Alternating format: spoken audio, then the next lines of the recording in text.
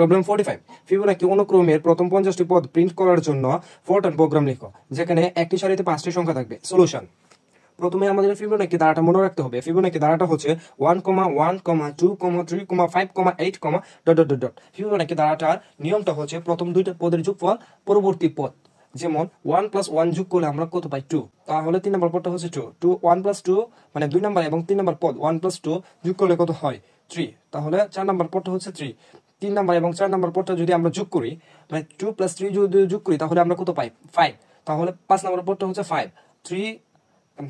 4 নম্বর এবং 5 নম্বর পদটা যদি আমরা যোগ করি তাহলে 3 + 5 যদি আমরা যোগ করি তাহলে কত পাই 8, তাহলে 6 নম্বর পদটা হচ্ছে 8। এটা হচ্ছে ফিবোনাকি ধারার সিকোয়েন্স। ফিবোনাকি ধারার 50টা পদ প্রিন্ট করার কথা বলছে, তাই আমরা লিখবো ডাইমেনশনে n50, তারপর n1 = 1। এখানে n1 মানে হচ্ছে 1 নম্বর পদ। n1 দ্বারা 1 নম্বর পদ বোঝানো হয়েছে। আমরা জানি ফিবোনাকি ধারা 1 নম্বর পদটা হচ্ছে 1, তাই আমরা লিখলাম n1 = 1। তারপর n2 দ্বারা 2 নম্বর পদটাকে বোঝানো হয়েছে, তাই n2 = 1। কারণ 2 নম্বর পদটাও কি 1, ফিবোনাকি ধারা আমরা লক্ষ্য করলেই দেখতে পাই 2 নম্বর পদটা 1।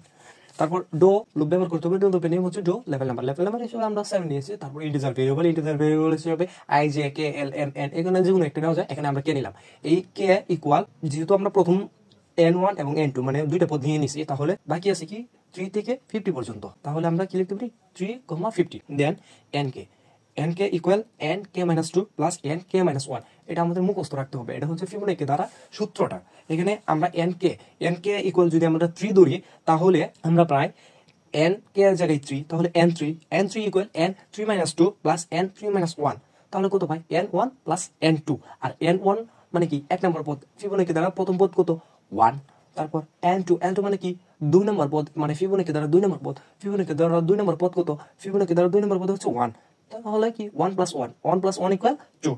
দেন হচ্ছে 7 কন্টিনিউ। এখানে ডো লুপটা ব্যবহার করছি, তাই 7 কন্টিনিউ মানে ডো লুপের সাথে যে লেভেল নাম্বারটা নিয়েছি ওই লেভেল নাম্বারটা দিয়ে কন্টিনিউ দিতে হবে, তাহলে কি ডো লুপটা শেষ হয়ে যাবে। 7 কন্টিনিউ। তারপর প্রিন্ট 10 n।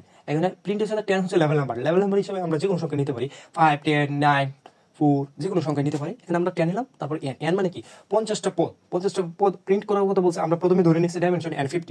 এখানে আমরা প্রিন্ট করব মানে 50টা পদ প্রিন্ট করতে লিখছি প্রিন্ট 10n।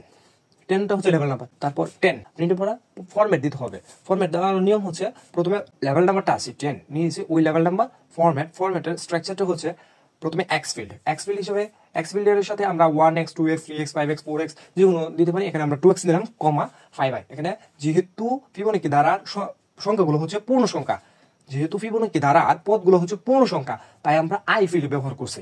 এখানে প্রত্যেকটা লাইনে 5টা পদ থাকবে।